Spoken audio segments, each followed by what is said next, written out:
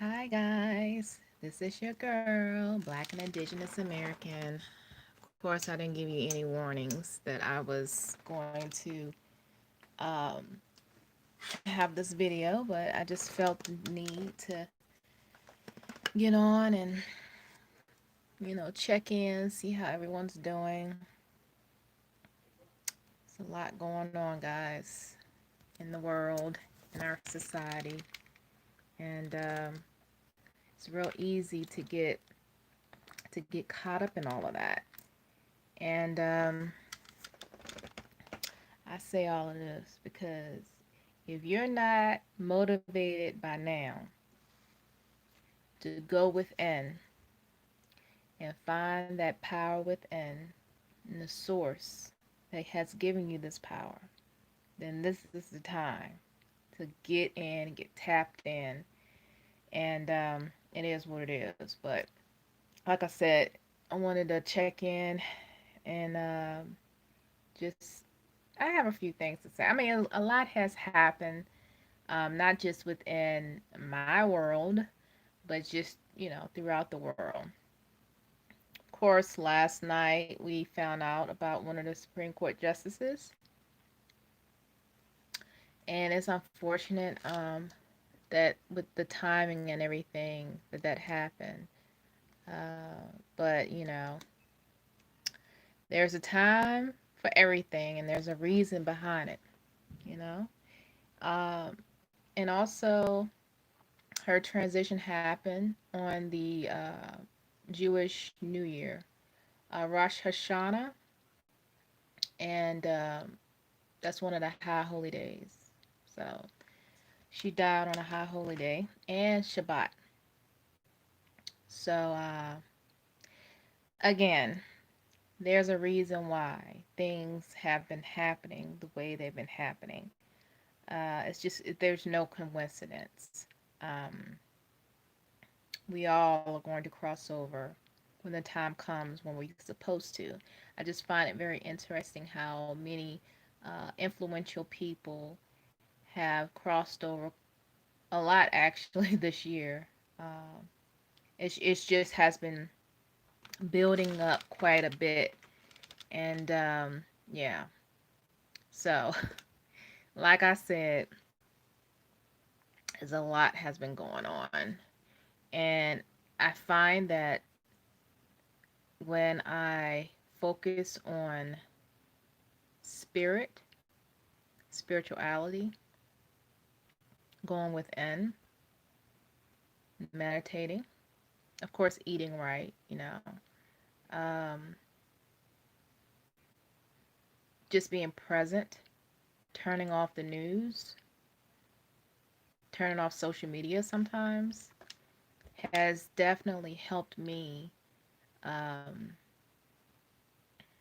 not get too distracted with everything going on because it's a lot of distractions and if I'm on social media, I take special precautions on what I'm watching. For the most part, I'm watching content that is helping me see more so than what I would see if my eyes were still covered. Um, Also, last night I had a dream, and I will share that with you guys. And hello to the one person that's viewing so far. Thanks for watching. um, yeah, hold on for a second. I have two computers up right now, and so I want to be able to see your chat, comments, or whatever if you do decide to say something. I want to make sure. I want to make sure I'm able to do that. Let's see.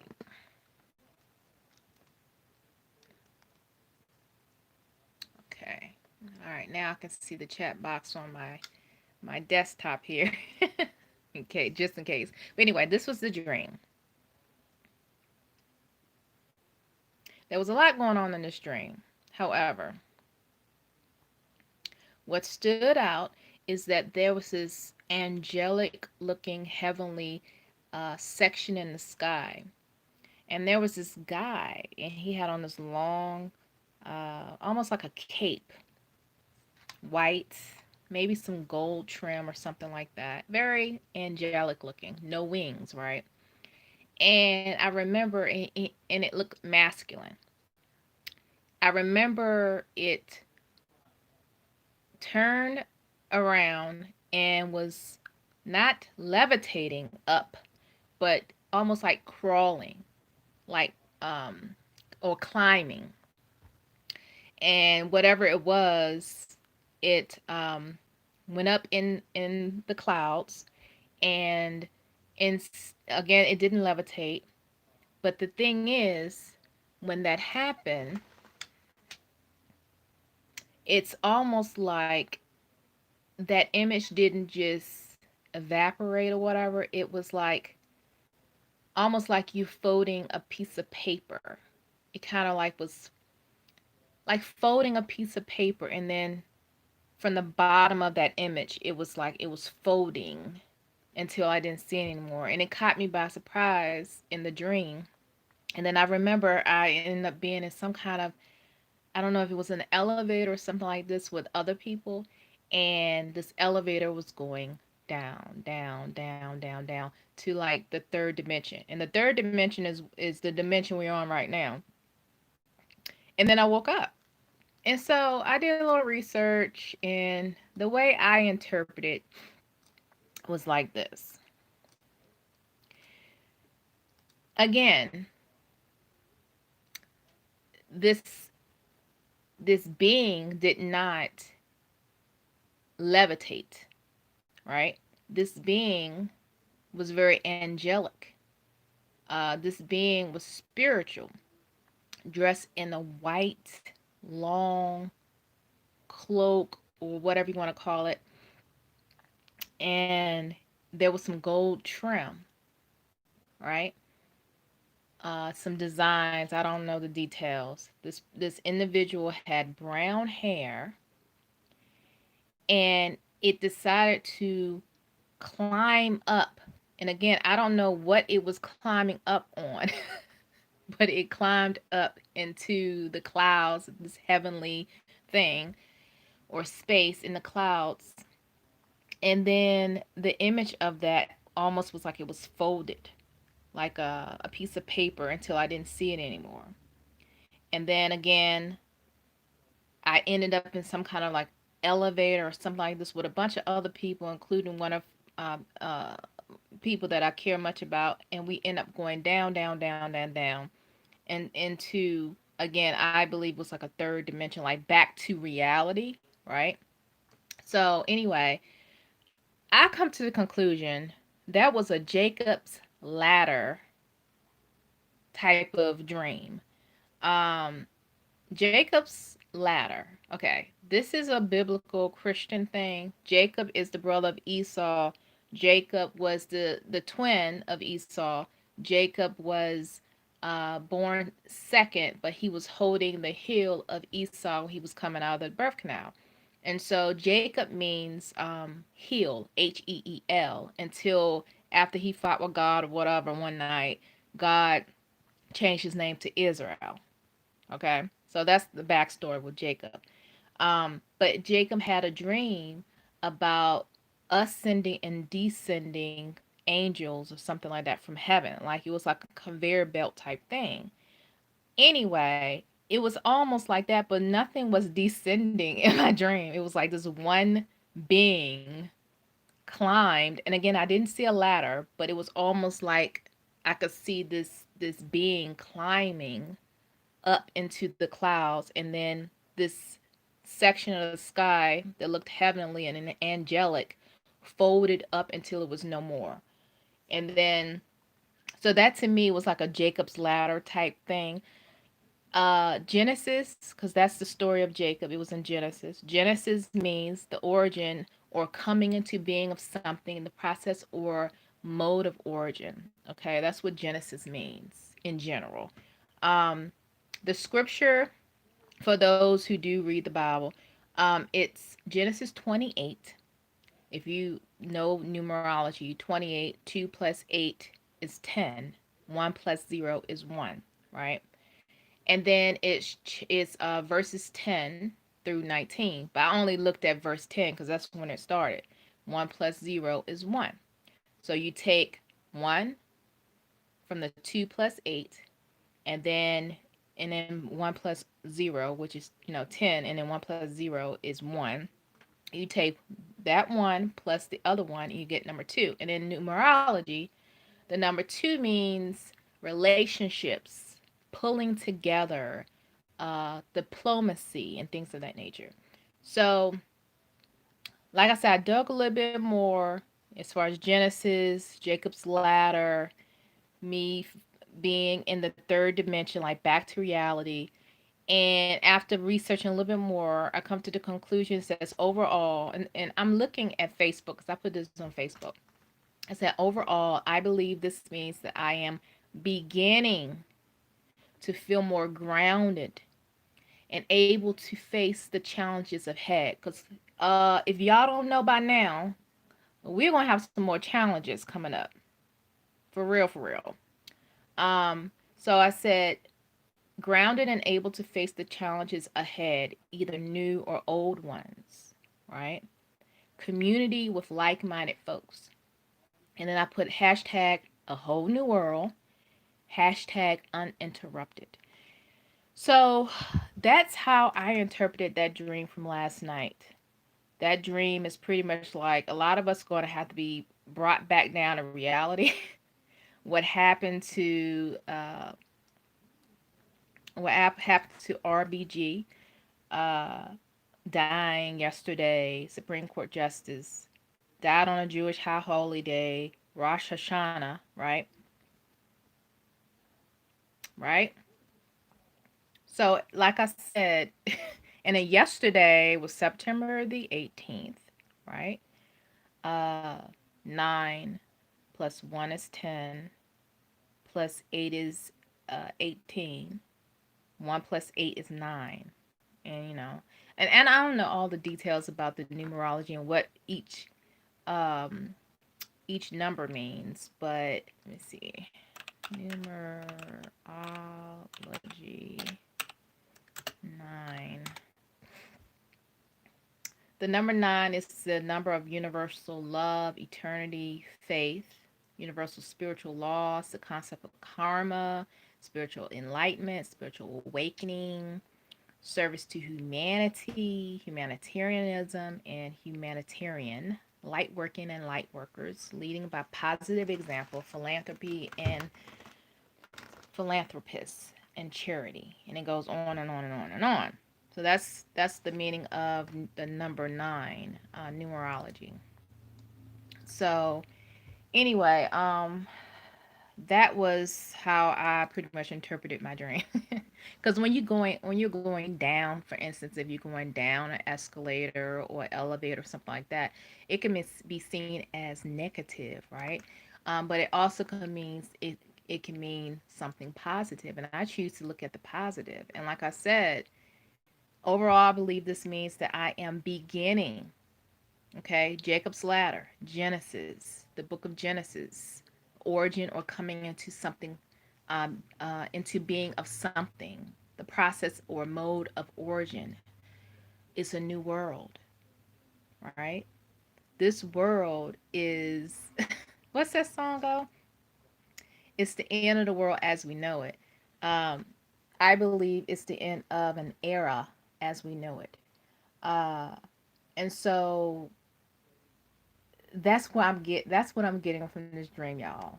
That's what I got from the dream. It startled me when I first woke up. I'm like, what did that mean? And after doing a little bit more research and trying to figure out what it meant to me, that's what I got from it. Okay. So Jacob's ladder, Genesis, breaking down the chapter in the first verse of Jacob's ladder, the story of Jacob's ladder. The numbers coming out as far as numerology, pulling together, diplomacy, relationships, and stuff like that. We need to come together. We need to come together, okay? like-minded people, okay? All of us that need to get the job done in the very near future for the betterment of society and the world as a whole, right?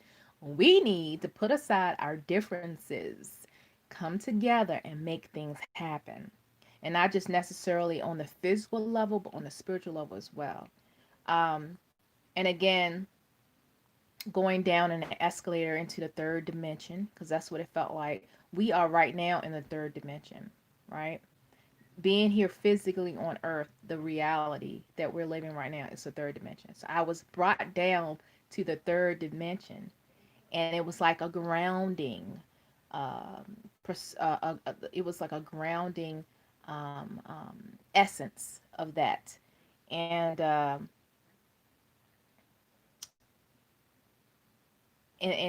being able to face the challenges ahead, be it in the past or in the future. Because a lot of times when you focus on the past, if you are familiar with law of attraction and other universal laws, when you focus on something, you are creating your reality in the future.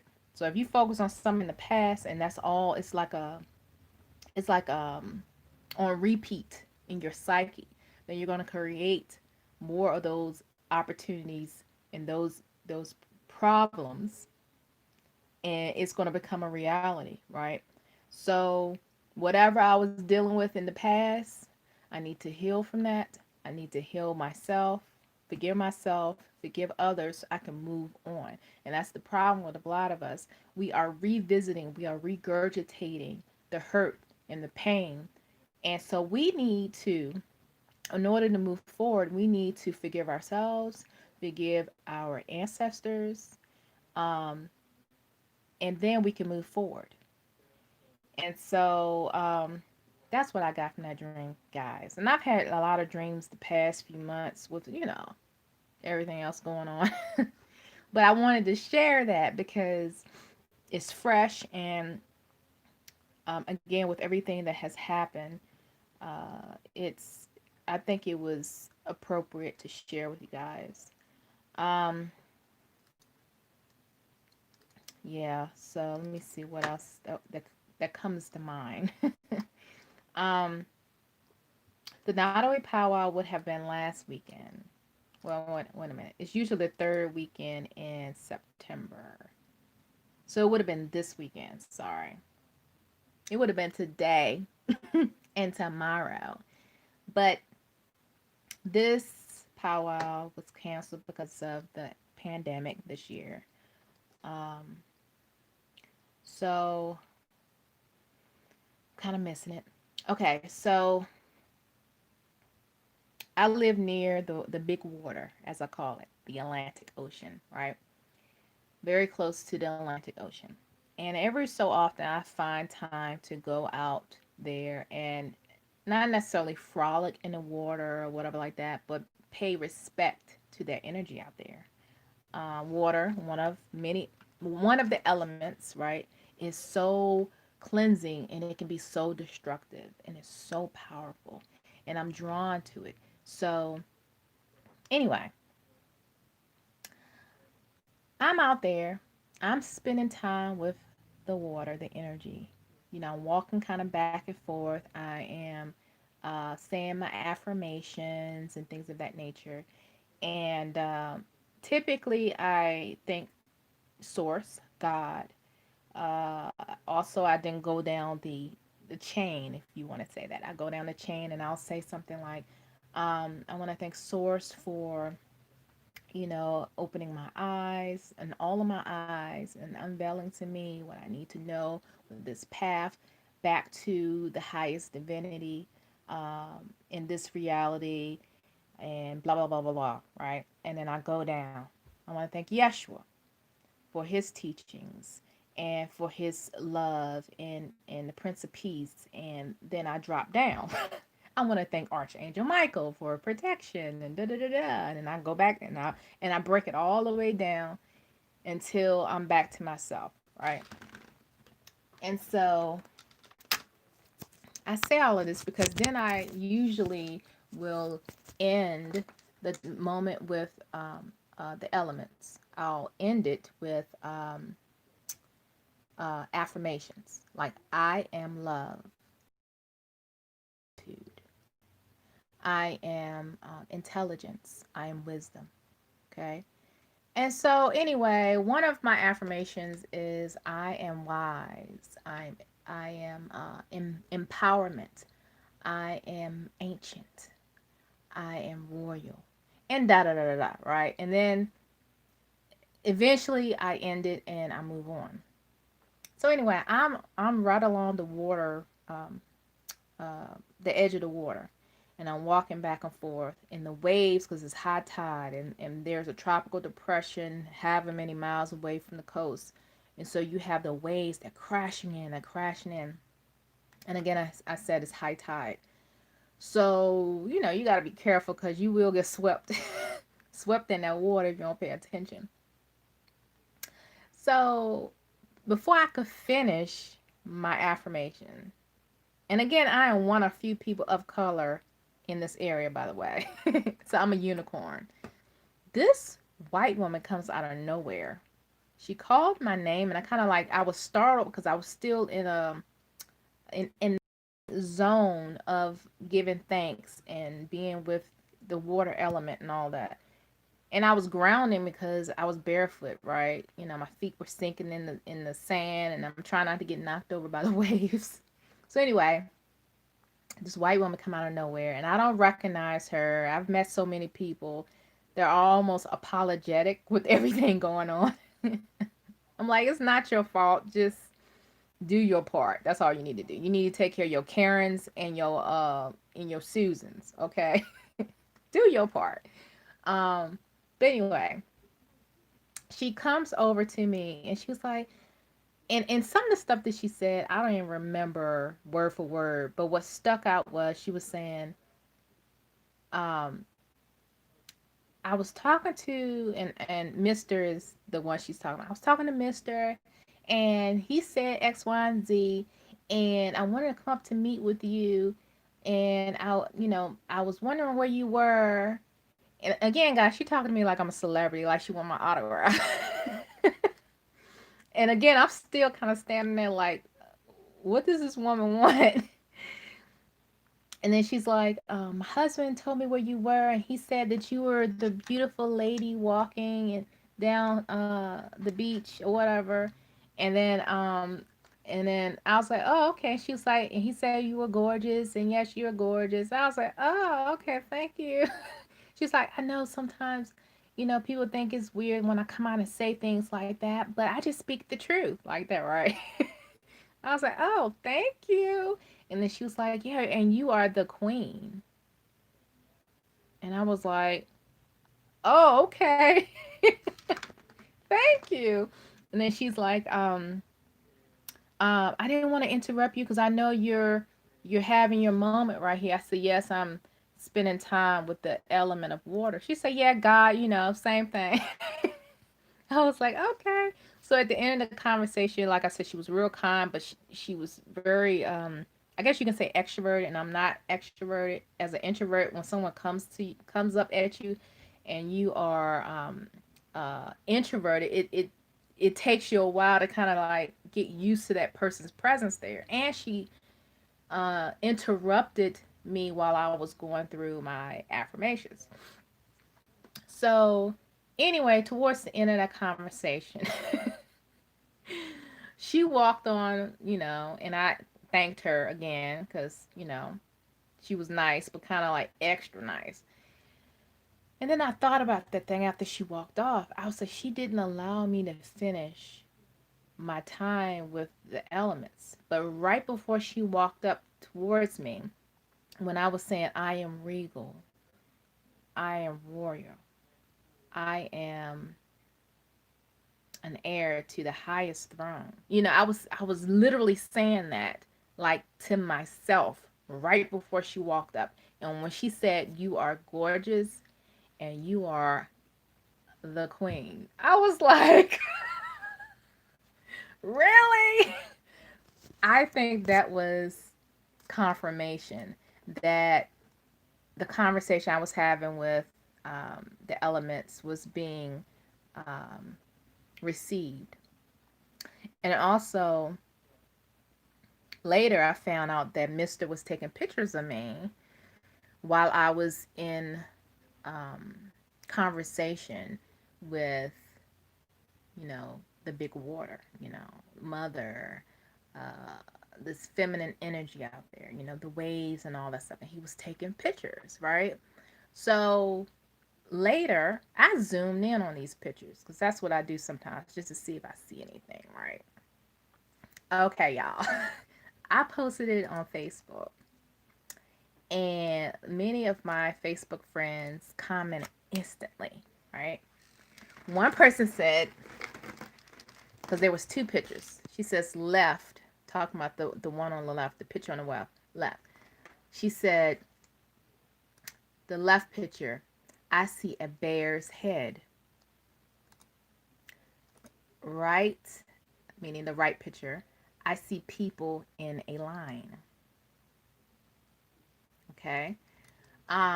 Then I said, I did not see the bear until you mentioned it. I saw a mermaid mother.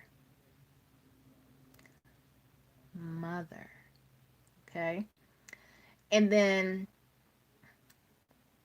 I'm going to just call her H. Okay. H says, looking again to the right, I see a man with a tall, upright Eastern Woodlands headdress. He is to the far right.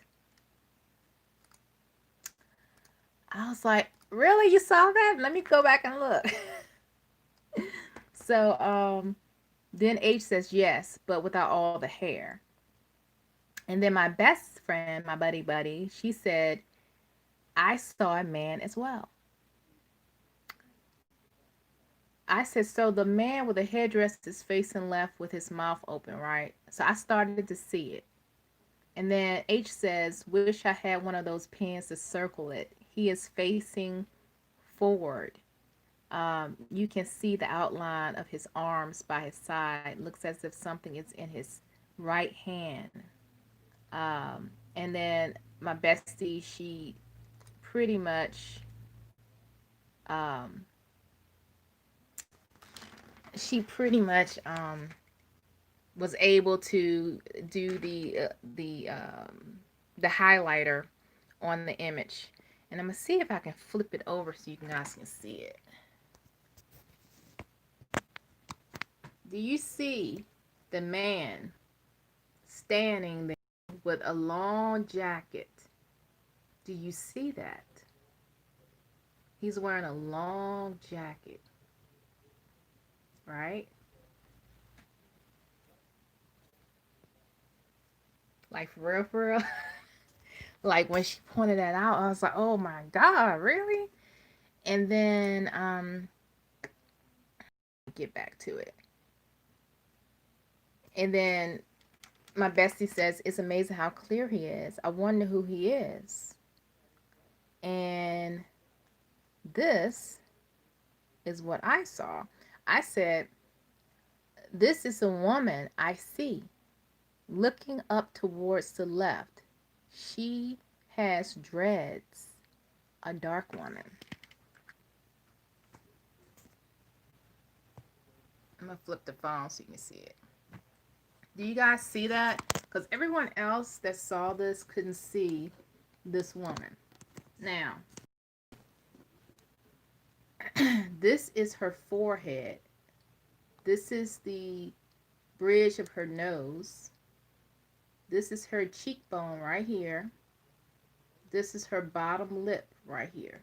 And right here are her dreads. You see her dreads hanging like over this eye here. And then down here, you see her dreads. That's the woman that I saw when I initially zoomed in. Again, this is her bottom lip, her top lip, her nostrils, the bridge of her nose, and her forehead. And these are her eyes. And she's looking in that direction.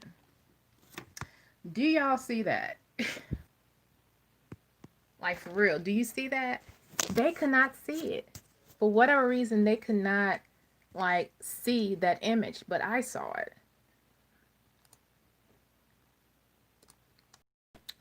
All right, so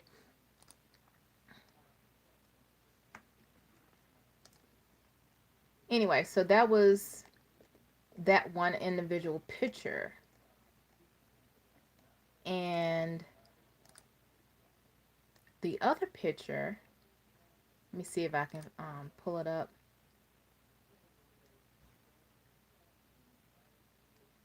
I see a group of people dancing around a circle, right? So I'm going to zoom in so you guys can see that.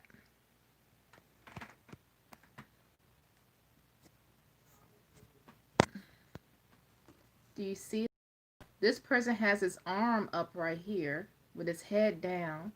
And then you have these people around in this circle, right? Then if you look over here, you can actually see the headdress. And you have this native looking guy looking in this direction, his mouth open. Right here is the bear face that a lot of people said they kept seeing. However, if you really look at it, you can also see a mermaid with a big curly afro. Like this is her hair. These are her eyes. This right here is just part of her hair. And this is like her hand, like up under her chin. And this is her body, right? This is like her stomach, her hips, and this is the fin right here. So I see a mermaid. Yeah, I see a mermaid. And then right now I see a face right here. Eyes and nose. That's what I see in this picture.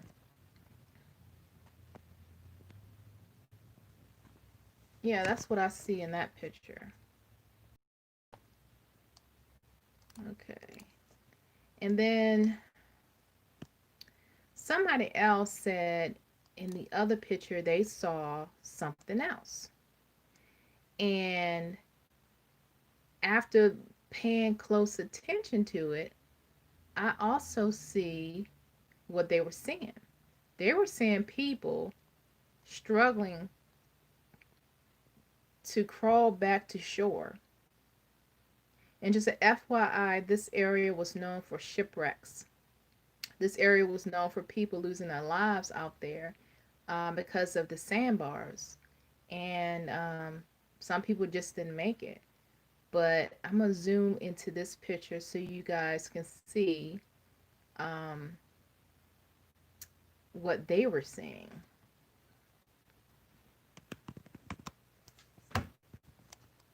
So apparently is people apparently down here crawling on the ground trying to get to shore. Crawling. It's kind of hard to see, but like up in this area right here, people apparently are crawling, gasping for breath. And I also see a face here, like an eye, nose, a side face. The hair is covering the face right here. So I do see a face right there. I see another face, looks like a baby with chunky cheeks. These are the eyes. And that's the nose right there. So that looks like a chunky looking baby. If you look here, it looks like two eyes right here and a mouth. I see a face here. Looks like a man. So yeah, it was a lot going on in that. um, one person said, "I see water people and deities or ancestors," and I'm gonna call her A. So A said that. Then my bestie says, "I got a weird vibe like it's a white man. I didn't pick up an ancestor, but rather it being." And then A says, um,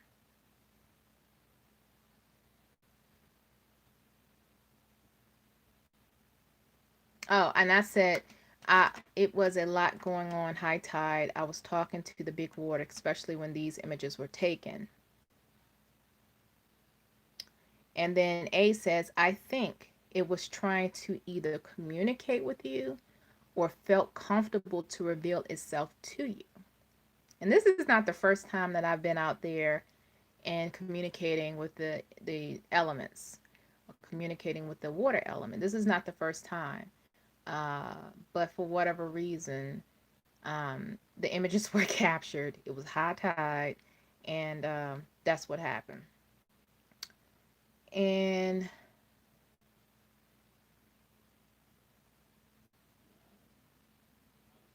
and then one person says she sees lost souls. So again, that area is known for shipwrecks, and I'm sure she picked up on that because she has a spiritual gift to see things like that. So anyway, yeah, that went down last Sunday, I think. I think it was Sunday. I think. Yeah. So, and then get this, like September the 14th, I wake up at like 3 o'clock in the morning. I think I scratched myself. That kind of hurts. Um, I wake up like at 3 o'clock in the morning, and I just could not go back to sleep. And something told me, not audibly, but like in my being, said, forgive, let go, forgive, let go, forgive, let go. For whatever reason, I had got to the point where I was like, you know what? I'm tired of other people sucking the life out of me.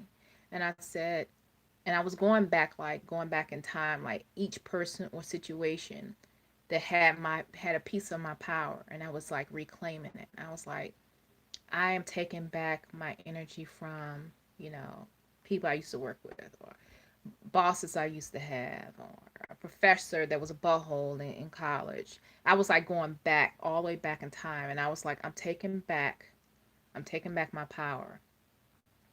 It's mine. It's no longer yours. I need to move on. I need to progress, and I'm taking it back. I'm not going to let anyone or anything suck the life out of me um, like a leech, like constantly having leeches over me spiritually, or vampires, spiritual vampires. So anyway, like I said, this was like 3 o'clock in the morning. And then later on that evening, I came across a meme. And this meme says, I call all my energy back to me. I call all my power back to me. I call all my magic back to me. All that is connected to me will prosper. All that is disconnected will not thrive on my vibration. And I said to myself, that's exactly how I was feeling. I just didn't know exactly how to put in words or whatever. But that's exactly how I felt. I woke up literally 3 o'clock in the morning, and it was just like I could not go back to sleep. And I just was so fed up with other people having, or other energies or other situations having this hold on me. And I'm like, no, I need to tap into the power within and take back my power. And if I'm not mistaken, I think later that day, because again, I was up till 3 o'clock, up since 3 o'clock in the morning. So later on that day, I was listening to some drumming, and I stumbled across this one drumming for this African Orisha called Abatala. And when I came across Obatala, something about it just,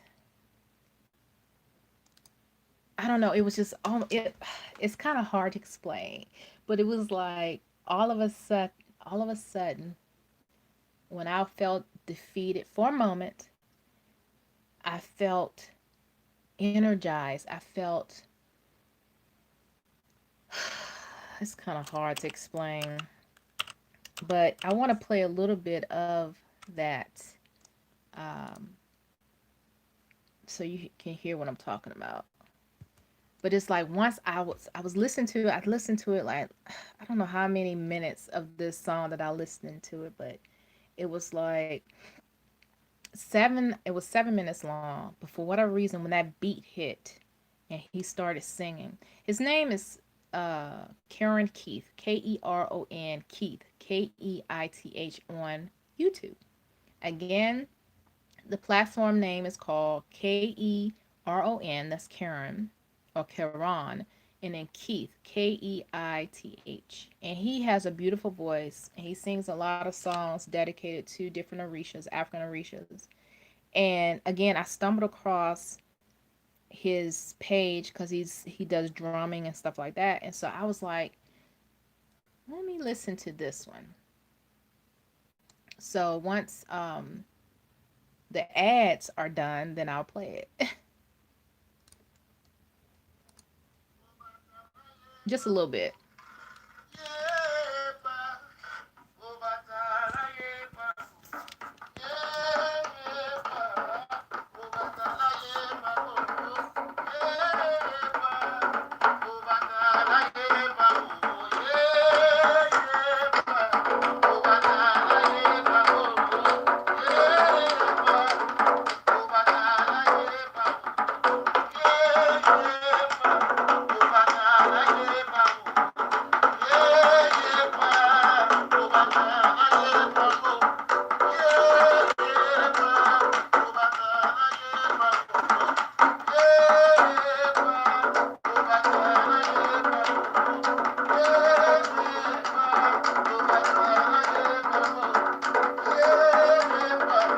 That's just a little taste, y'all. So when I first heard the drumming of this song and him singing to it, it gave me goosebumps. Because, I mean, obviously, if you heard a little bit of that, you can't really hear every single beat from the drum because it's a young boy that's playing with him. If you go to Karen Keith's YouTube channel, and it's called Songs to Abatala, giving praise to the oldest Orisha man of the white cloth, the one who molded us. Okay? This is the one I stumbled across. This was the one that gave me goosebumps because when I felt somewhat defeated or tired of the leeches and the energy vampires and everything else that just been keeping me boxed in. When I was listening to this, the almost the fire in me, the warrior in me, the whatever that's in me, it just was like almost like a rising phoenix, you know. Um, I felt unstoppable. And the next few days after that, it was almost like things just was going smoothly with work. And again, I mentioned work quite a bit lately, the past few years or so, because it is something that affects your daily lives, right? For the most part. So, so anyway, that song right there, it was just something about that drum. And I feel the same way or similar when I go to a drumming circle or something like that. Um, maybe like a Native American festival or whatever, and they have really good drum groups. It's a pull, it's a draw, it's a familiar vibration, right? It's a familiar frequency. And so I'm not familiar with Orishas. I'm not familiar with different African spiritualities. I mean, I kind of read up on some of them or whatever the past year, I guess, because certain celebrities um, may have mentioned this or that in their song or whatever. And so I've been intrigued, and then I would like read up on whatever that deity or deity is. But I wouldn't necessarily say that I know everything or I'm an expert or I am a scholar. No, I'm not. This is all very much new and foreign to me. But again, when that drum beat came in, and I don't know the language that he's speaking, but it was very familiar. You understand? It's very familiar. And that right there, when you feel like you cannot either move forward or you feel stuck in a place that you feel like you can't get out of, sometimes you gotta just sit down and shut up and just listen from within. And sometimes you may need to hear uh, um, drumming. You may need to hear sound bowls. One thing with me is sound bowls. Like sound bowls literally helps my entire physical being just melt. It really makes me feel like I am floating. It makes me feel like you know how when you have a lot on your mind, or I'm sure a lot of you guys know how it feels to feel uncertain about things, and you just feel heavy, right? You feel heavy all in your neck, your shoulders, sometimes your chest. You got to pay attention to that too. Um, but it's like with the sound bowls, when I meditate, and if it's a particular person, the way they um, their accent or the dialect or whatever, certain dialects, certain accents really help calm me down. If I was doing a guided meditation, I wouldn't feel calm.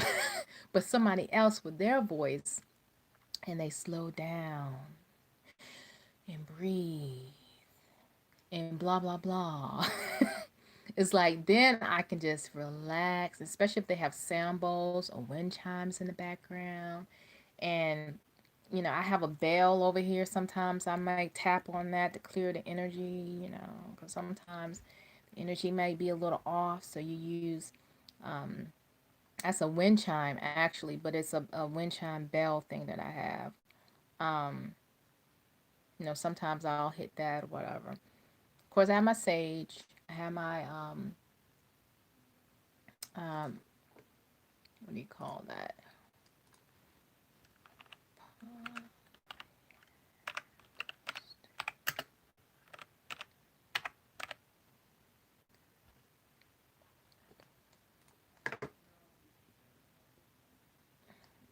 I don't remember what it's called. Anyway, um, I'm gonna buy some more incense.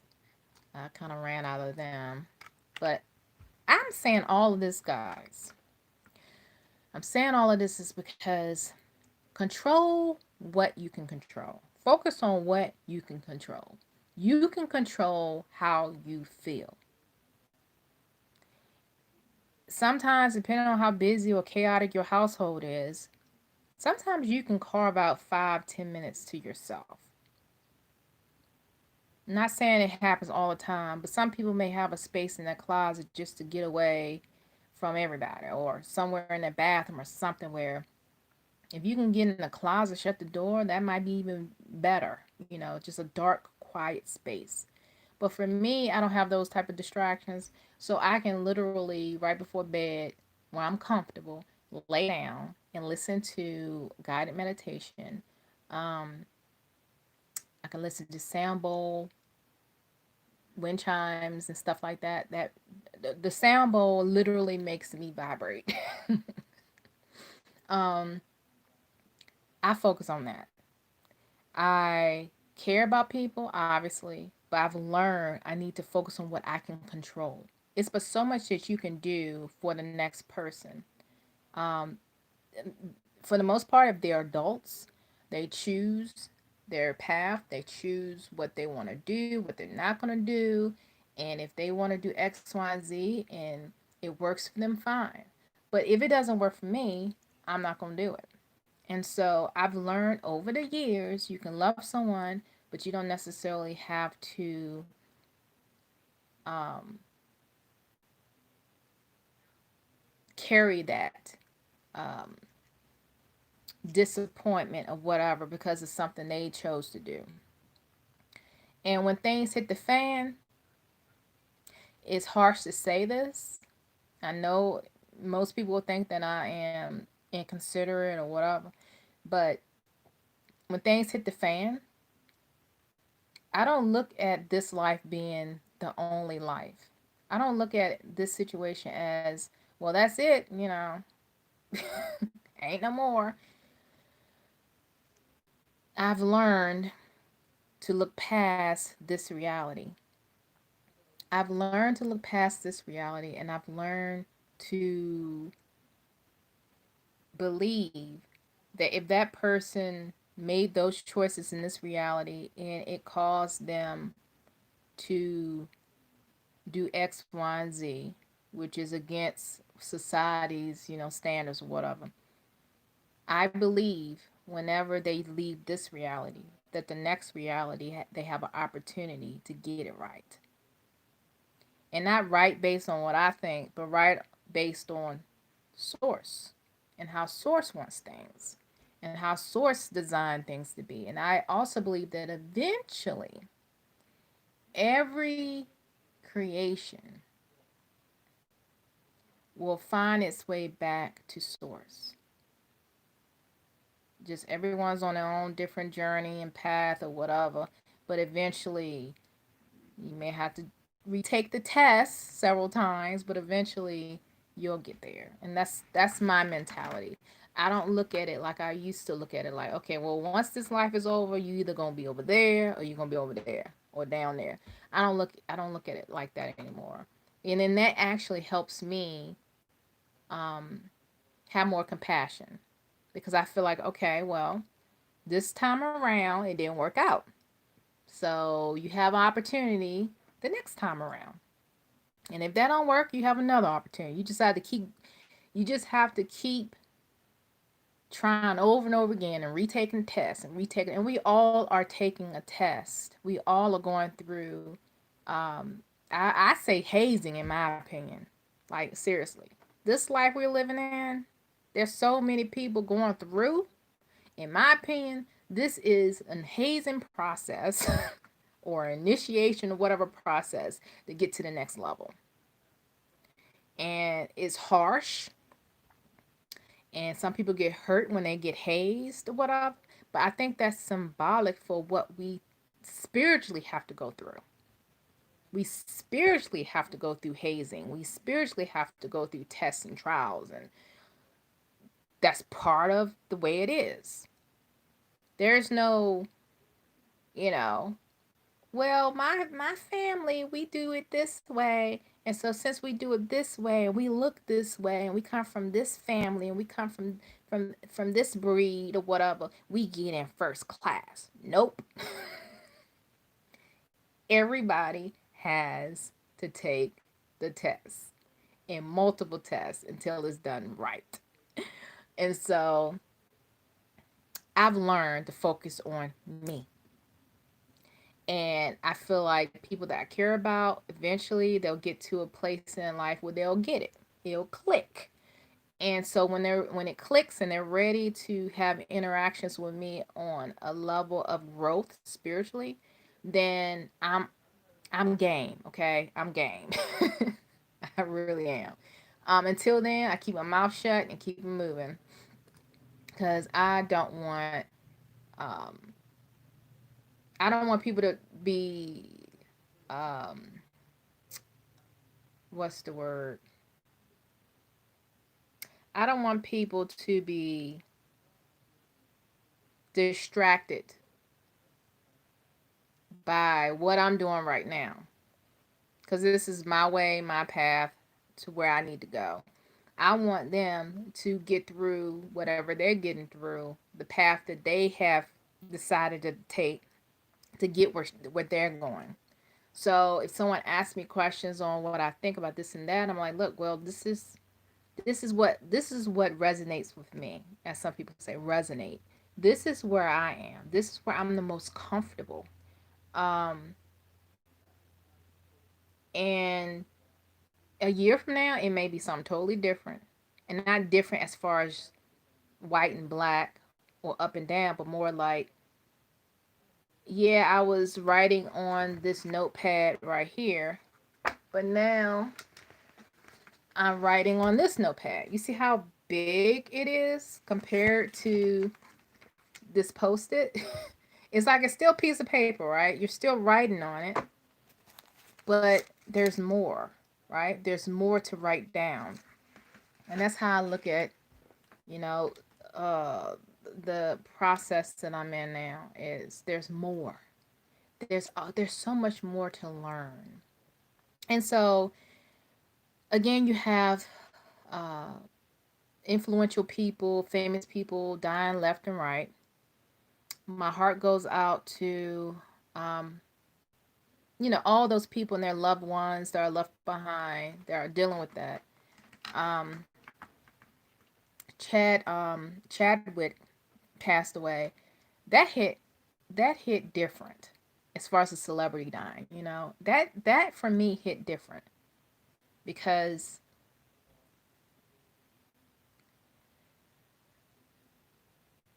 his character, not on screen but just in general, his character was so kind. His character was so disciplined, and he accomplished so much in such a short amount of time that was given. And he chose to keep those battles to himself. He didn't choose to be a victim. Whatever cards that was given to him or dealt to him, he made the best out of it. So that hit differently. That definitely hit differently. I almost took it, almost, because I didn't know him, but I almost took it personally. I almost took it personal because within Black American culture, there's so many stereotypes, so many negative stereotypes, and he was none of them. He was someone, not necessarily someone to worship, but someone to respect. And when I heard about his transition,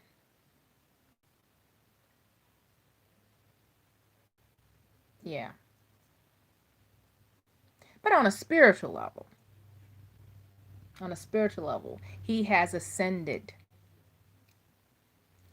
He didn't have to deal with the nonsense down here that we're dealing with. He has ascended, and he has, you know, the next job in a different realm.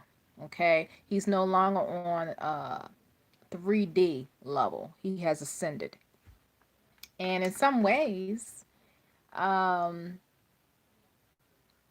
he is immortal. Well, he is immortal, right? But you know what I mean. So after a couple of days, I was able to kind of digest what happened or whatever.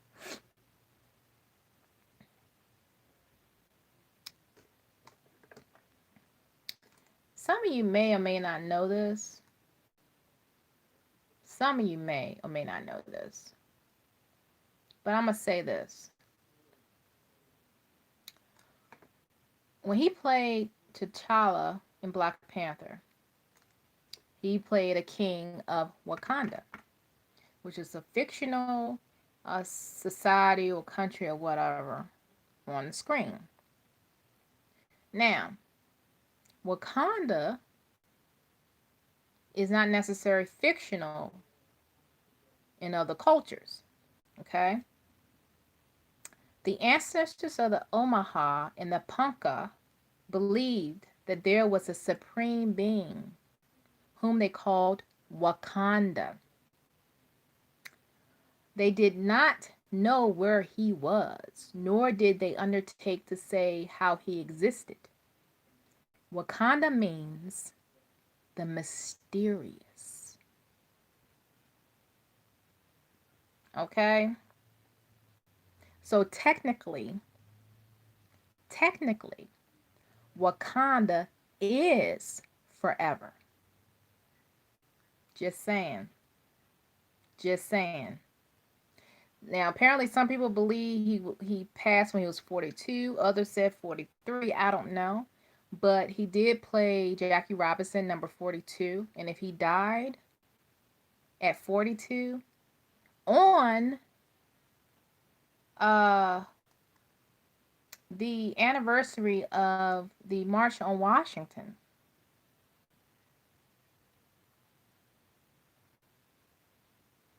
and some other stuff was going on that day too, that Friday. Yeah. Mhm. Yeah. 42. And then if you watch Lovecraft, okay, Lovecraft Country, that is one of my favorite TV shows with supernatural uh, elements to it, dealing with uh, it's just a mixture of different things. And of course, I'm about to say some stuff that is going to give away different scenes or whatever like that, but I'm going to say it. Okay, at the beginning of Lovecraft Country, there's a scene where Jackie Robinson defeats the monster and he swings his bat, and he, destroys the monster, whatever, for a moment. The point is, Jackie Robinson is also a symbol of of movement, a symbol of a movement where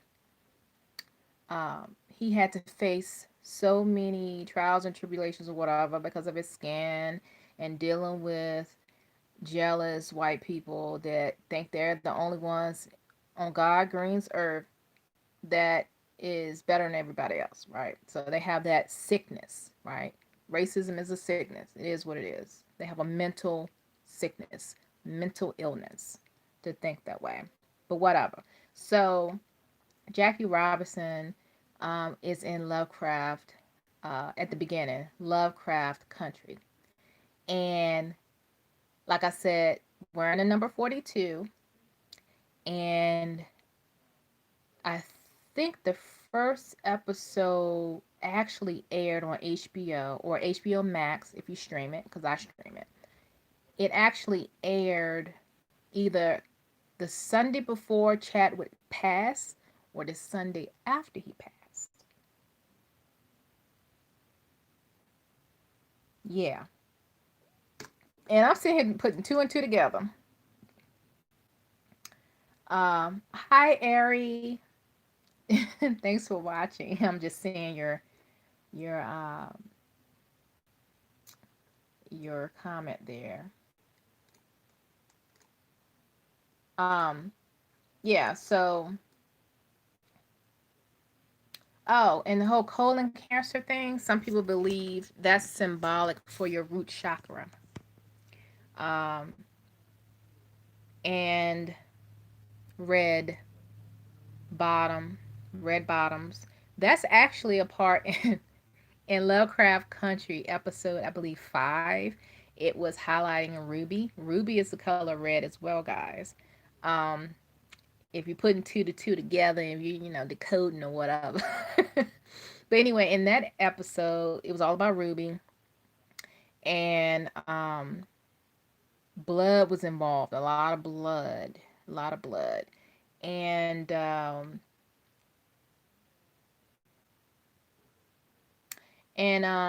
trying to think of what I was trying to get at with Chadwick.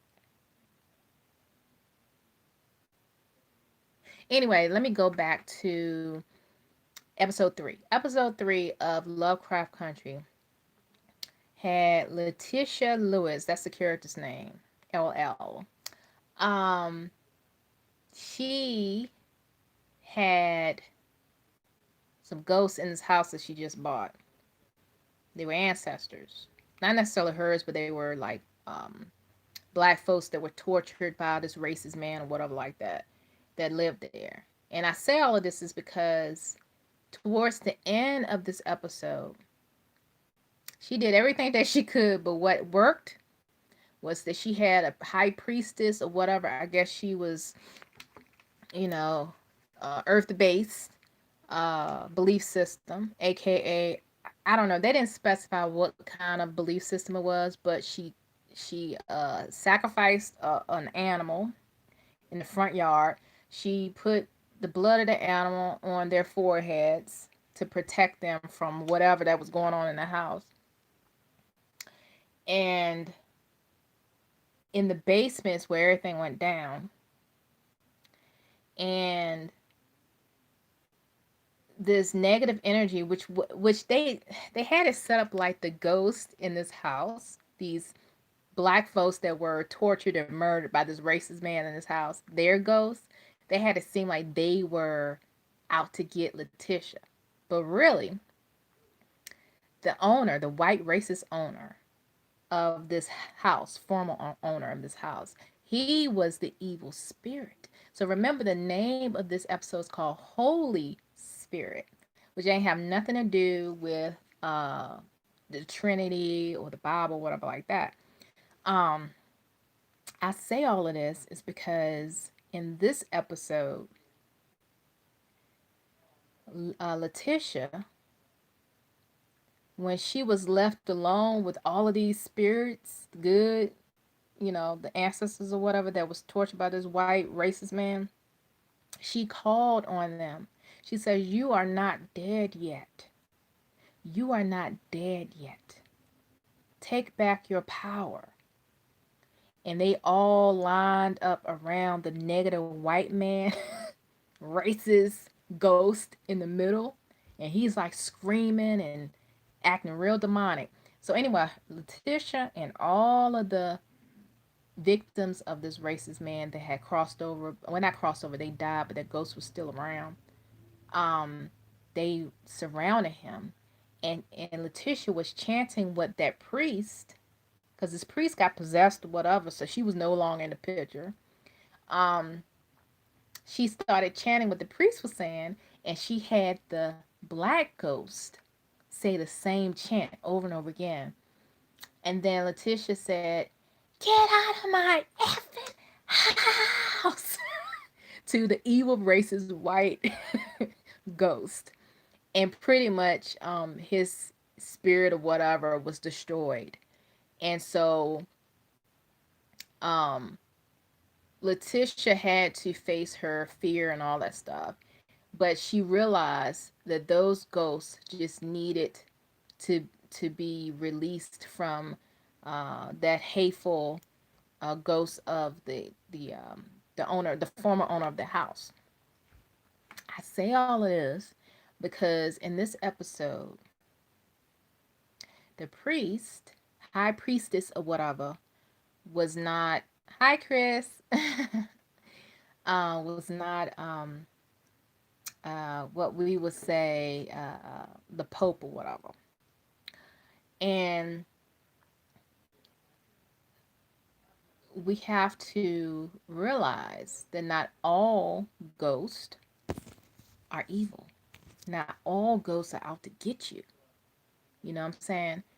Some of them can be aggressive or whatever. If you walk into a situation like that, like buying a haunted house. Um, but the point is, in this show, I've noticed that there is a rightful um, um, ownership of something, and I can't quite put my hand on what is it that they're looking for. I mean, that's still a mystery. Like Letitia and Tick and Ruby and all of them. The main cast of the show, but they have this rightful ownership of something, and it's probably a spiritual, uh, powerful, a supernatural inheritance that they were denied, that was hidden from them. And so um, the Holy Spirit in that episode was tapping into your power and tapping into those ancestors.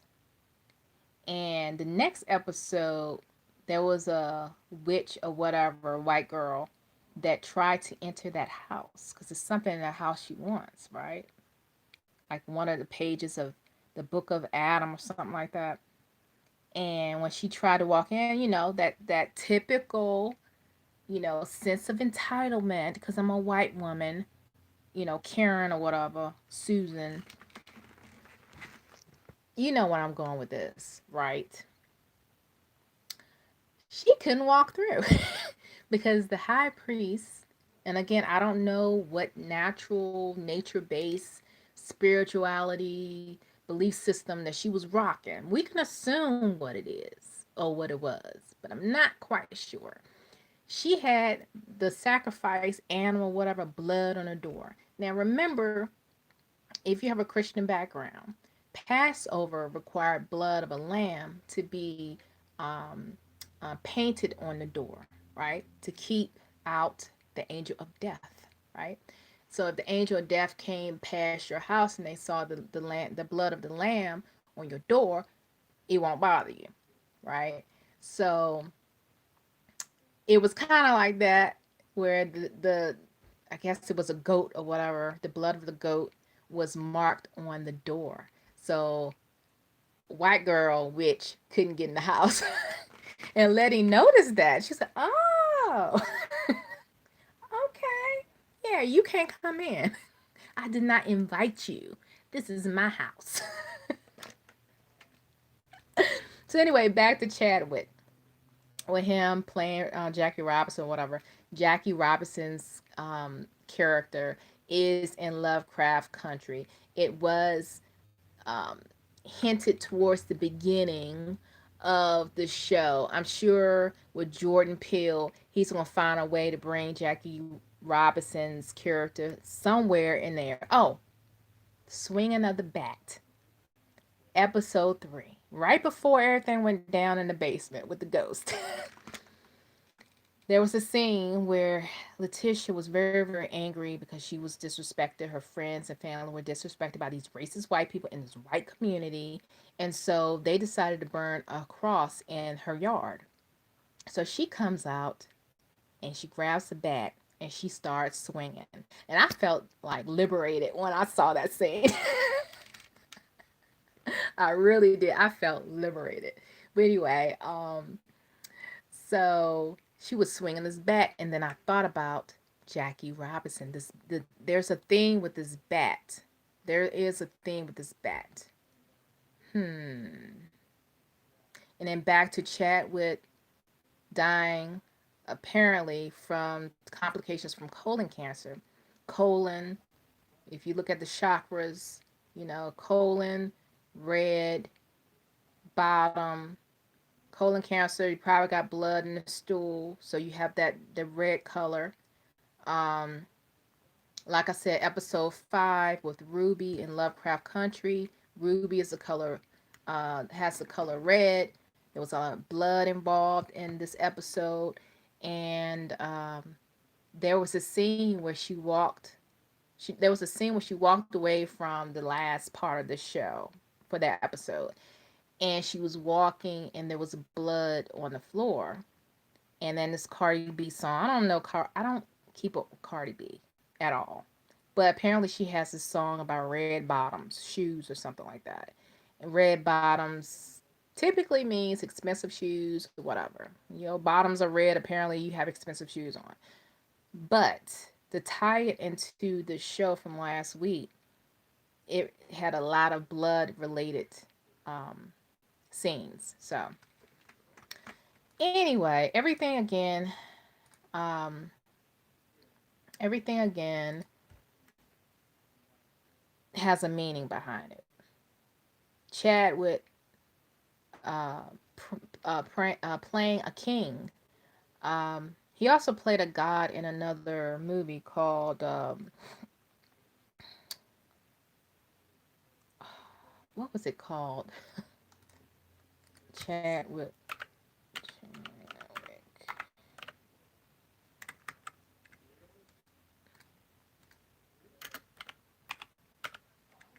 Gods of Egypt. Yeah, he played a god in Egypt.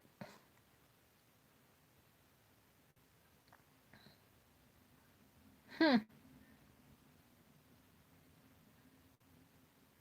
Yeah. So anyway, I'm not necessarily saying that I know every little detail in the codes and everything, what this means and what that means, but I thought it was just interesting how this one man played all of these roles, and the roles that we remember were roles of iconic, real people within the black community, um, respectable people within the black community, and how he did so much in such a short amount of time. And sometimes I wonder if he was a reincarnation of, or he was reincarnated from a different time. He came back to finish off some stuff, whatever he needed to do, and he was like, "Peace, I'm out, bye." I don't know. When you think of like spiritual things like that, like some people come in, take care of what they need to take care of, and they're out, and they move on to the next dimension. The next step in their journey. Um, I believe that's probably what happened. He came, he did what he needed to do, and he moved on. And so um, I think the lesson to this and everybody else that have come and gone, as we say, too soon, is that you learn to detach from the things here. You learn to detach from possessions and even your loved ones.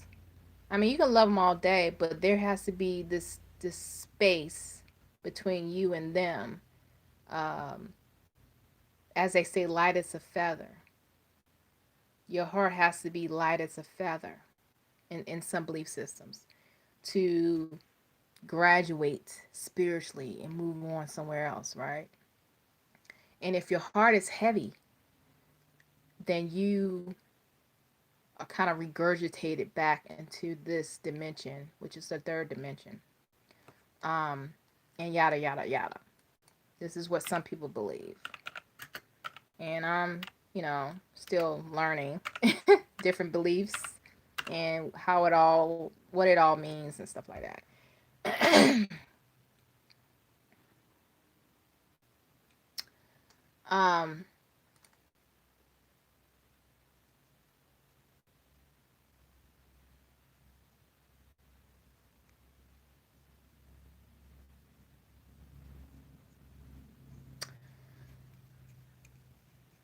Apparently, in 2012, the Mayan calendar apparently was supposed to end in the end of the world or whatever like that, which I believe technically that means the end of an era, the end of the world as we know it, as far as power, who has the power and all that. There's so many civilizations, guys, that has come and gone, and the power structure has changed, and so that's the way I'm looking at it. So apparently in 2020, it's actually I think Ethiopian calendar. Yeah, the Ethiopian calendar. Apparently December the 21st, 2020, based on the Ethiopian calendar, will be the end of this world as we know it. Again, I believe it's the end of an era. Now, on the flip side, if you really just think about it, end of an era, end of the world as we know it. What do we know right now, at least in this country? What do we know right now? From generation after generation after generation. It's just still a young country compared to all the other ones. 400, 500 years. It's the end of the world as we know it. It's the end of the world as we know it. Based on this country, not this continent, but this country's history. It's the end of the world as we U.S. citizens know it. It's the end of the world as us USA citizens know it. So the power structure is going to be torn down. It's going to be destroyed. There's going to be a new era. And whoever is trying to make it the way they think it should be based on the past, they're not going to have a rude awakening.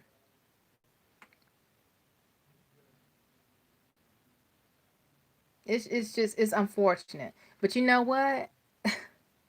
Their grandchildren and great grandchildren, the ones that just happen to be mixed because their mom or daddy was rebellious against their racist parents and went out and got them some color, and then their kids got some color, that probably is what's going to help them adjust to this new era. And those who are unable or unwilling to adjust to the new era, good luck. Good luck. The society as we know it in this country is falling. It's been falling for a while, but it's crumbling. It's the end of the world as we know it here in the USA. It's no longer in a position to keep sucking the life out of their citizens that they feel are beneath them.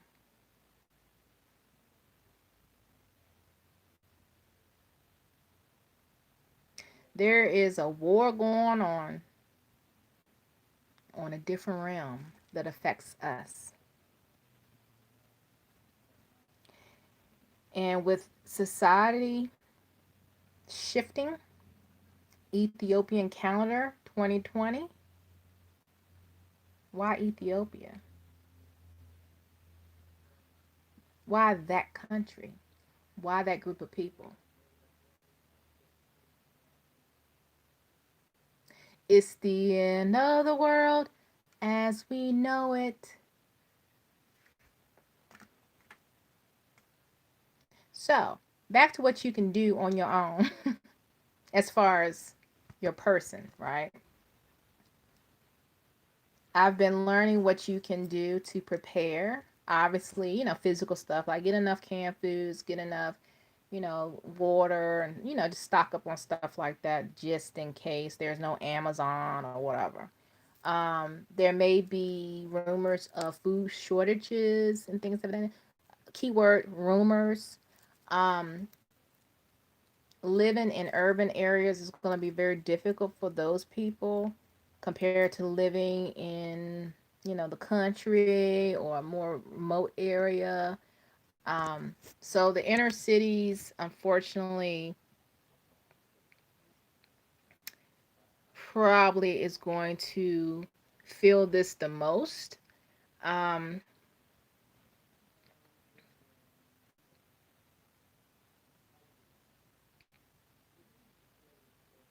I understand people are upset on a political level with everything that has been going on and with, RBG and everything like that and what happened yesterday. You know what I mean? It's just that is a if that's not a wake up call, I don't know what is. The wake up call is do not put your faith in politics. Do not put your faith in politicians. Politicians are not going to rescue you.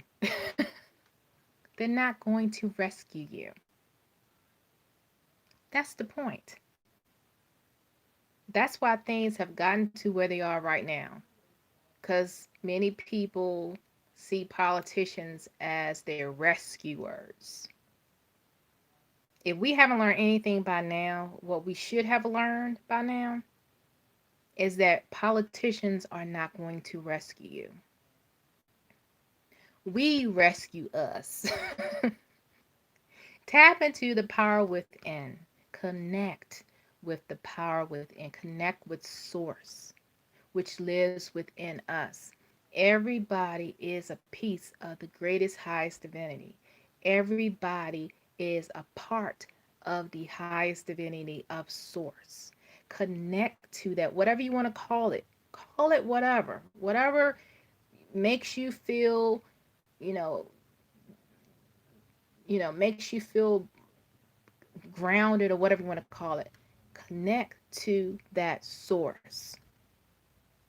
Focus on what you can control, the way you feel, your beliefs.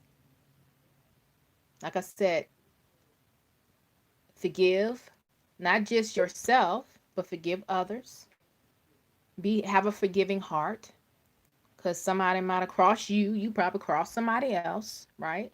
We need to get past the past hurts, the past disappointments. Many of us, including myself, this is what's holding us in this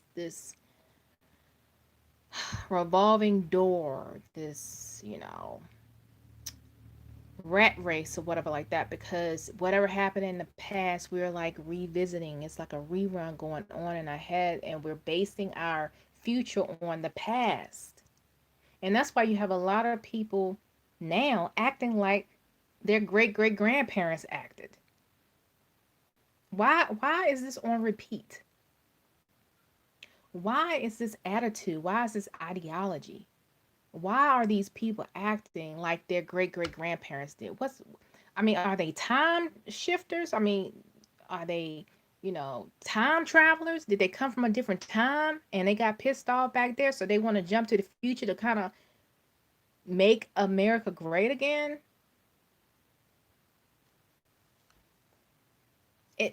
Are they living in different parallel universes? Sometimes I wonder, like, what world, like, literally, and I'm not being funny, literally, what world are you living in?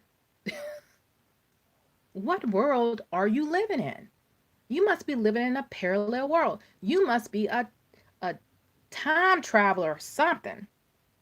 We have graduated, apparently, but apparently we have not. So many people are carrying the hurts of their ancestors, that generational drama, that generational trauma. And many of us need to heal our ancestors within us, because we are our ancestors. And that's why when we're looking at the news and then whatever other platforms you're looking at, it's a rerun in so many ways, very symbolic of what our ancestors experienced. Symbolic. It's a rerun of what our ancestors had to go through. Why is that? Because we need to heal our ancestors within us so we, the descendants, can move forward. And maybe 2020 is a year to do that. Maybe 2020 was written on a wall. It was bound to happen. It just happened to be 2020. I don't know. 2020, perfect vision, unveiling, right? Unveiling 2020, you know? So, I'm sorry, I haven't even been looking at these chat comments, so I apologize. I'm reading them now. Ari says, we're all actors, not just in Hollywood. You know what? We're also, what we're wearing, as we could say, our person is our avatar. We are avatars. The spirit within us, is within us, but our avatar is like our cocoon, right? And like you said, we're all actors. Sometimes I think, are we in the Truman Show? Like, are we all on somebody's channel? Right now, I'm on YouTube, right?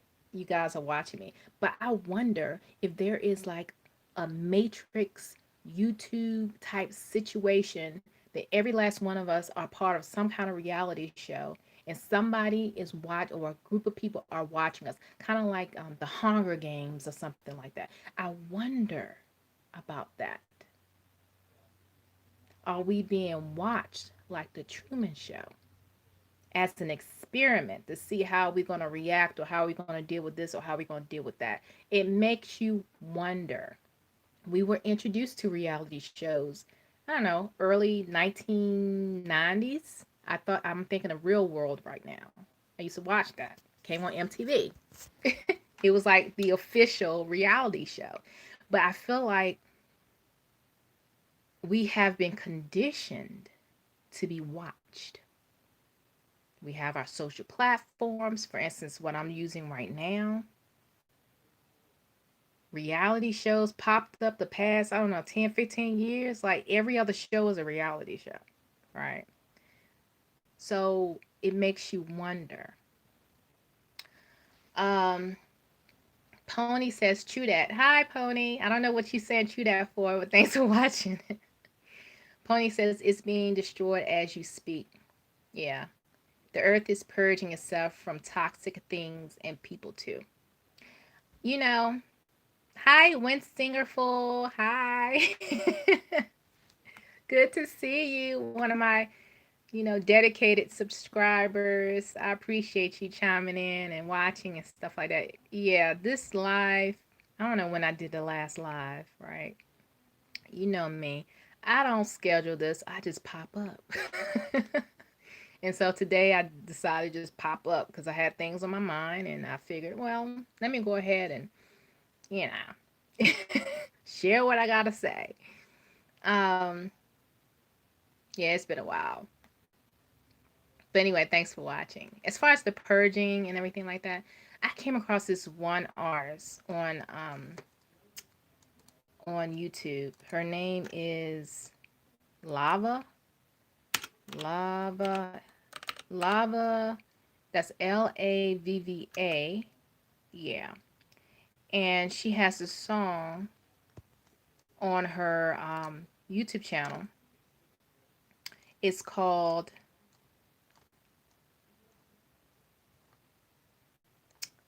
let me see if I can find it. Hold on. It's called Pele's Revenge. I think it's Pele apostrophe S Revenge. Her name is Lava, Lavva.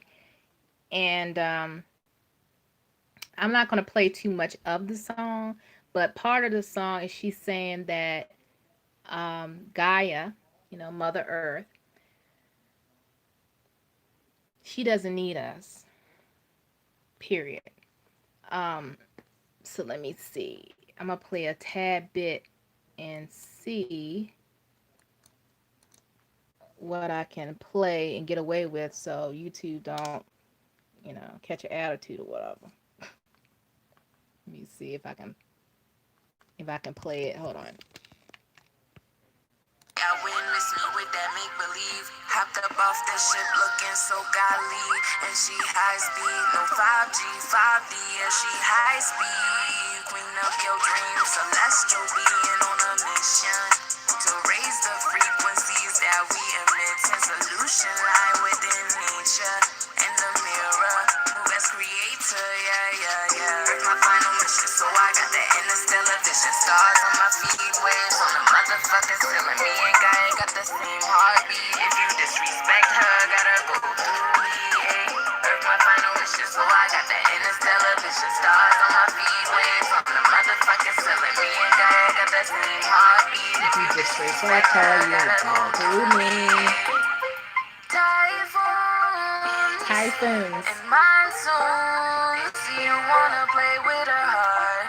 Just make sure you ready to spark. Cause Gaia take orders from no one. The water's controlled by her own thought. Earth manifested in lava, painting her pictures of horror. Look closer, she's cleansing herself. cleansing herself. She fends for herself.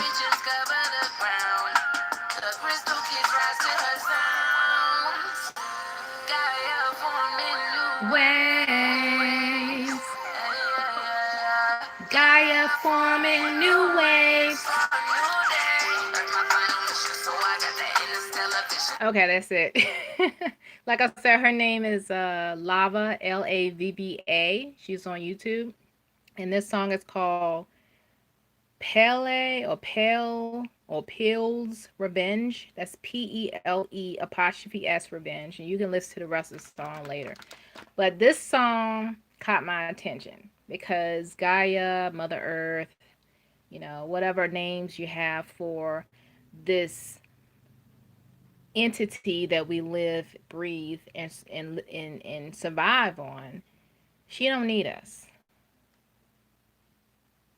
I mean, I do what I can at this point in my life. I've matured enough to do what I can where I'm not being um, uh, irresponsible, like throwing a bunch of stuff away, um, or leaving too many lights on when I'm not using them. Uh, I mean, just a laundry list of things that we do and we don't really think twice about. I'm learning. And now that we have been quarantining for a minute and I'm still working from home, fingers crossed, um, I don't have to drive my car. Like literally, the last time I drove my car was last Friday. And I love it. I don't need to drive. My family's nowhere near here. If I want to see them, yeah, I would have to get in my car and drive. But I'm at a place right now in life where I'm content as long as I'm getting ka-ching currency, be it global or domestic, financial currency. Um, and I'm spiritually connected to highest divinity. In whatever form it is, I'm thankful. I'm thankful that I'm at a place right now where I am willing to see that great I am in so many different aspects and spaces and platforms and something so enormous and so incredibly powerful you cannot put in a box. It doesn't work that way. It doesn't work that way. Like I see my foundation like this, my spiritual foundation. See? It's a box. It's a box. And I see me growing spiritually. It's like this crystal right here. It's not a box. It's all over the place. But within every single section of this rock, this crystal, every layer of this crystal, that's how I see it. Layers, layers of truth. And that's how I look at it. I'm not going to continue to be a truth seeker staying in this box this thin, four corners this thin, versus this thick, right? Again, I'm just using this as an example, right? Or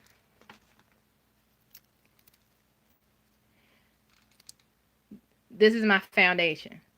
This one small crystal, right? That's my foundation. I'm safe, I'm secure, I'm happy here. I don't need to learn nothing else. Everything I need to know is here, right?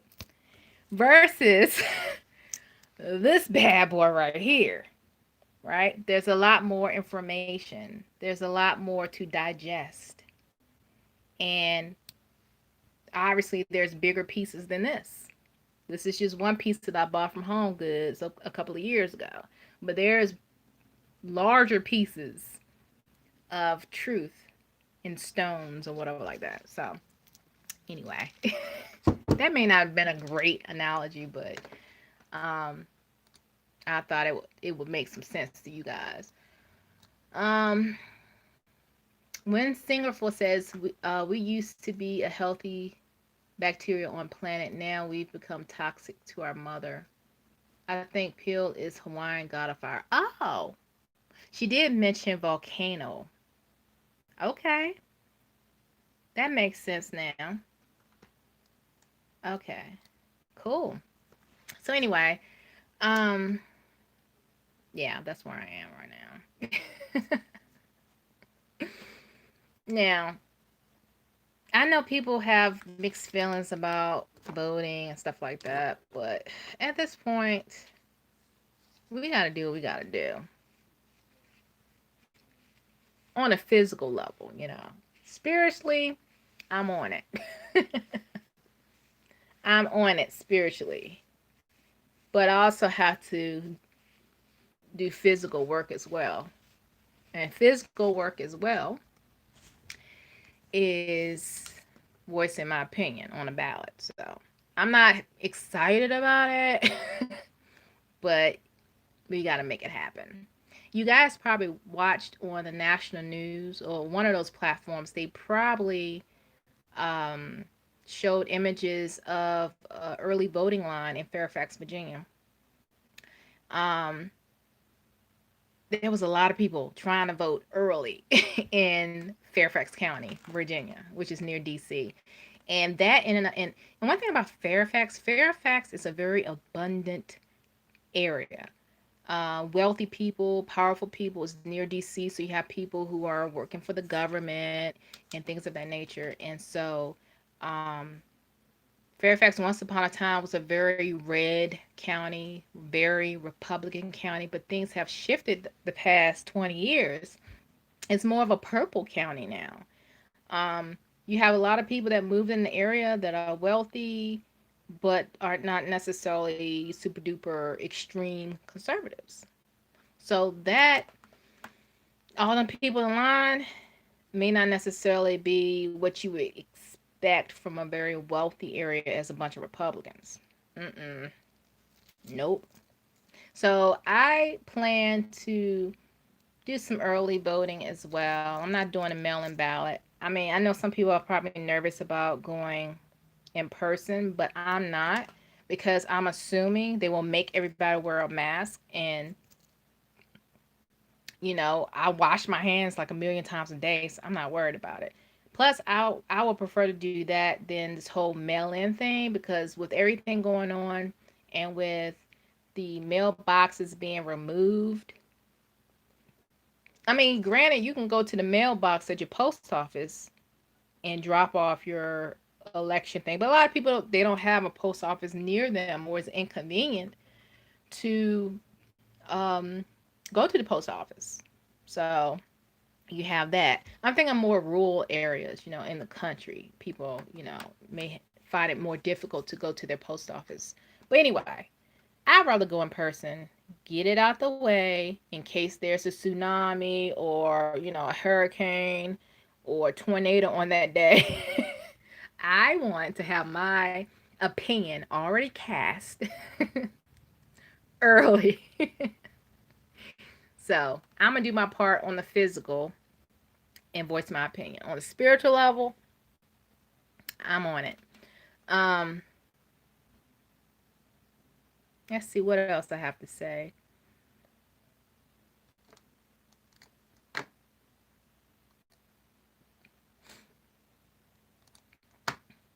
Sure there's something else I wanted to say. It just whenever I get on this thing and I'm not on here all the time, it's like I have so much I want to say that I'm on here sometimes 3-4 hours, but I'm not going to be on here that long this time around. Um, and of course, you guys that came on late, you can always look at this video from the beginning. I think I had some good stuff on it. Um,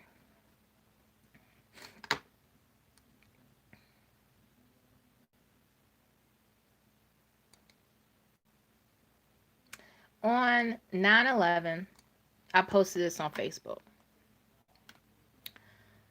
I said, honestly, I did not feel targeted on this day 19 years ago. If anything, I felt numb. However, I have always felt linked to the never ending story that has plagued my genetic and culture families. That's plural, by the way. With that said, I choose to never forget what it has and is directly affecting my folks. Now that could have, came across as harsh or whatever, but at this point, I don't care. Because then I posted a meme that had an image of the towers falling that says never forget. Then you have another image of some teepees being burned down, and then it says get over it. Then another part of that meme said has a black man stripped naked with whip marks on his back, and it says just get over it. And the other image are these mass graves of uh, people who were victims of genocide by the Nazis. And that too said, just get over it. But when it comes to 9/11, never forget. So, no, I didn't feel targeted by those extremists that took those planes down. Mm-mm. I didn't feel targeted. I didn't feel like I was targeted. Now, granted, if I was on that plane, then I would have been a victim and I would have perished with the rest of them, right? If I worked in that building or those buildings, then yeah, I would have been perished. I would have perished in those buildings with the rest of them. But with me looking at TV and seeing how all that went down, I did not personally feel targeted. Now, if I see some white hooded participants at a rally, march, or at their corner country store decked out, then yes, I will feel targeted. If I see that and also the Confederate flag flying everywhere, then yeah, I will feel targeted. If I see,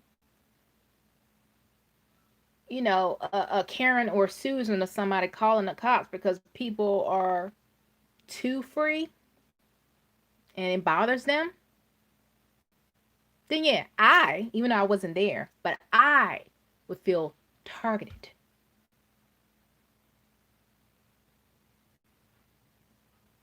9/11,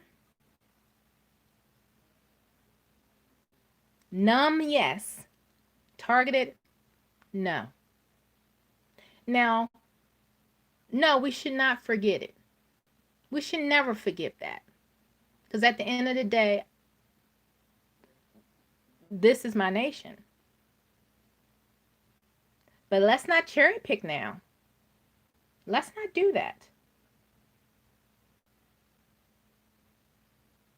My indigenous American brothers and sisters, my genetic bloodline, indigenous to this land, never forgets. And how dare you, who are against people who bring it up, how dare you tell us to never bring it up and just to get over it? Oh, that's the past. That was back then. You need to move on. No, no, no, no. We should not forget about the past. We should heal from it, yes. We should heal from it, but we should never forget. Just like you're never going to forget about terrorism, as if terrorism was not a thing in this country ever before. Oh, no, no, no. Your brothers and sisters, your aunties and your uncles, your granddad and your grandma, they were the original terrorists of this land.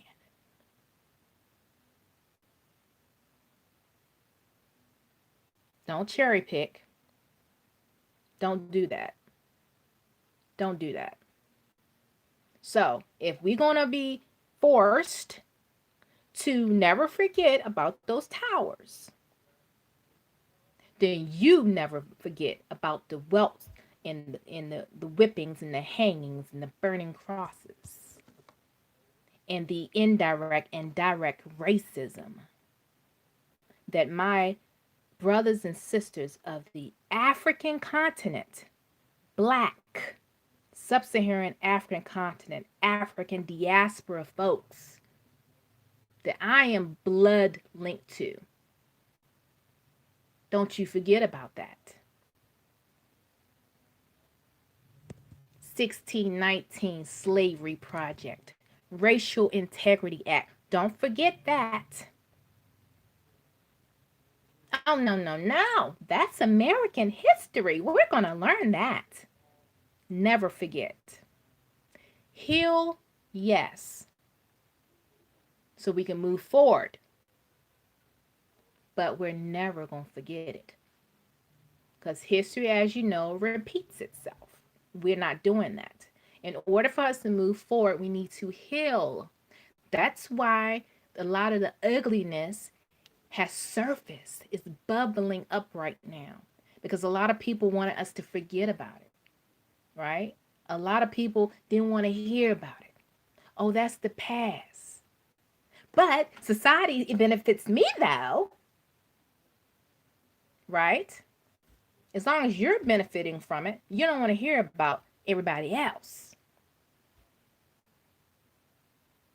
Come the day that we never forget those towers, that all of a sudden, how dare you? How dare you disrespect X, Y, and Z? You're not a true patriot. It goes both ways. The history here has been ugly, okay? It's been an ugly history here. So in order for us to move on, we never forget. We never forget. We learn. We grow. We grow and we heal. That's what we do.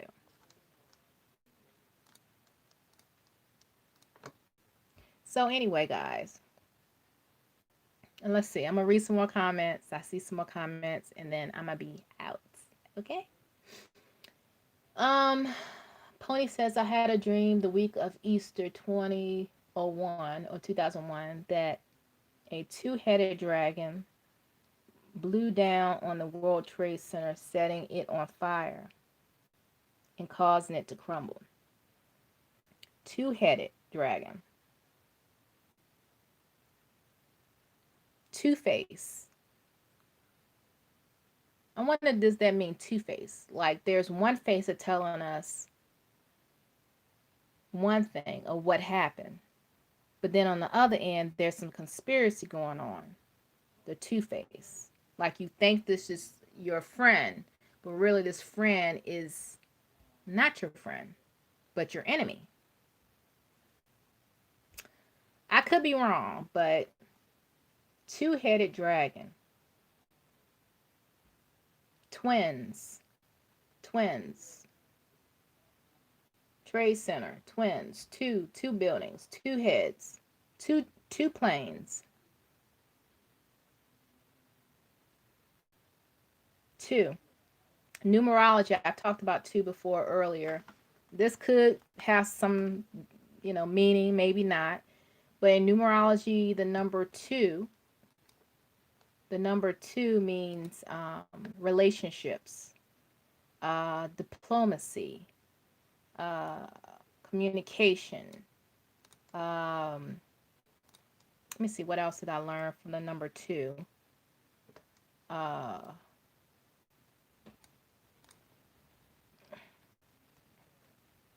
pulling together. Another thing about tragedy is that it brings people together. Like people, unfortunately, have some people that they're not satisfied and they nitpick and they find something to compare themselves to the next person or try to belittle the next person and just worry about stuff that don't matter. But when everything hits the fan, when everything hits the fan and um, they feel threatened, they feel like they need something, everybody's on the same page. Oh, we're all suffering here. Let's come together to get us out of this. Let's come together as one community. And as soon as everything has passed on, right? As soon as everything passed on, then all of a sudden, now we're back at each other's throats again. Now you're better than me. I'm better than you. I'm stronger. I'm smarter. Back and forth, right?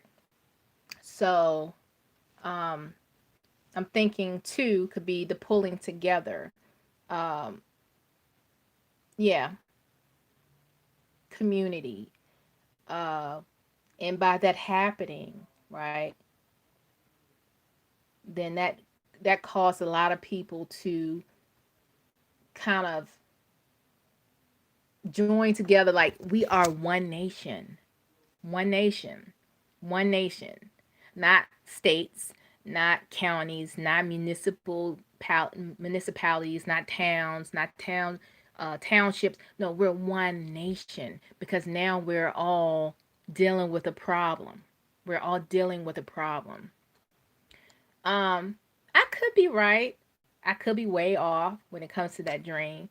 That's just the way I interpret it based on the two towers, obviously, the two buildings, the two dragons, um, and 911,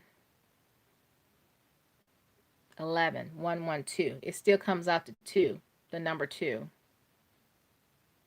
Diplomacy, international.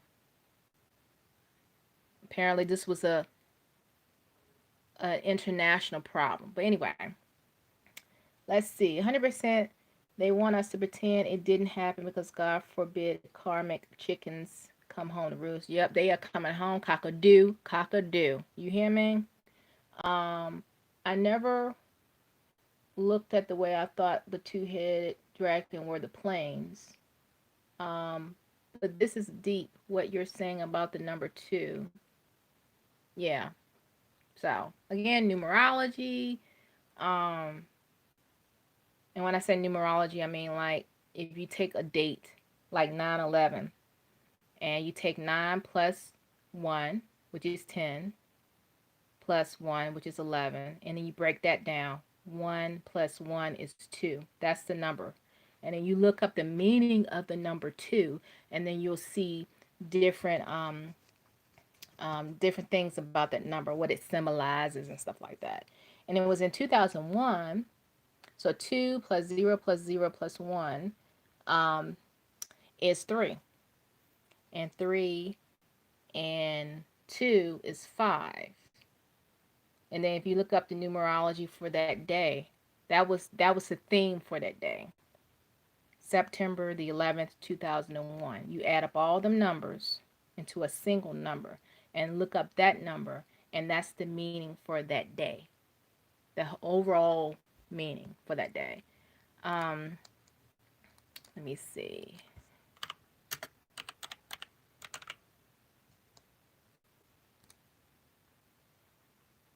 Let me see.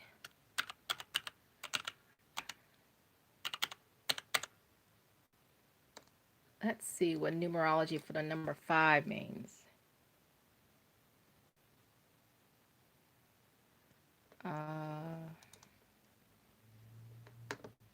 I'm just doing a quick search.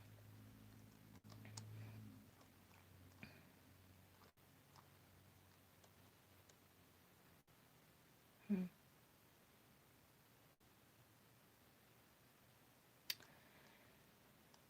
Uh, this is more like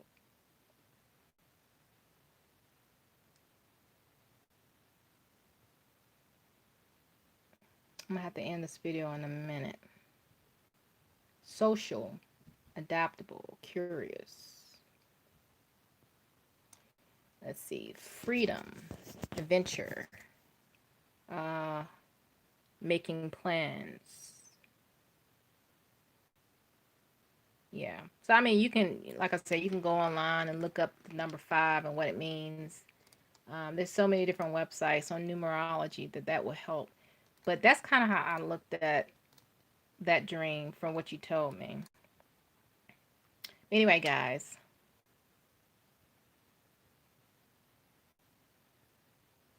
Oh, 2 times 1 equals 2. Oh, I didn't know you multiply it. That's a different way of looking at it. You say you don't necessarily have to add the numbers. You can also say for 2001 will be 2 times 1 equals 2. Yeah, I never looked at it that way. But at least for 9/11, the number is the number 2. Um, but anyway, guys, I gotta go. I need to eat dinner. And usually when I end these videos with you guys, I haven't eaten dinner yet. Anyway, I'm glad you guys stopped by.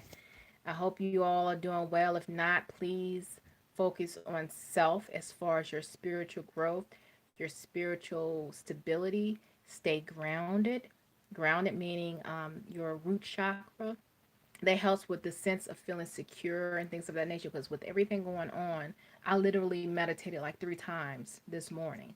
And one of them was to clear my root chakra so I could feel grounded, so I could feel secure. And yeah, get tapped in to your spiritual protection. Do whatever you need to do to just be ready for whatever, right? Whatever could happen, and you just want to make sure that you're ready and not to be fearful. So, one thing about this society that we live in, they want to continue to rule based on fear. And fear is, for the most part, fear is what keeps us from growing. Fear is what keeps us from being the uh, powerful creation that we are. The God within us. The God within us is stronger. Okay? So take care of yourselves. Continue to seek spiritual growth. And don't get so distracted by the illusions out there. Do what you can do within your power and limit, as some people say, fake news, but limit whatever you're watching and listening to. And make sure whatever you're watching and listening to is actually going to strengthen your spiritual power. Okay? Don't let anyone take that away from you. It's there. Tap into it. You tap into that. Okay? Stay safe. And as always, thank you so much for watching. You could have been watching anyone else, but you decided to check out your girl. So you stay blessed and be a blessing to others. And until next time, toodles.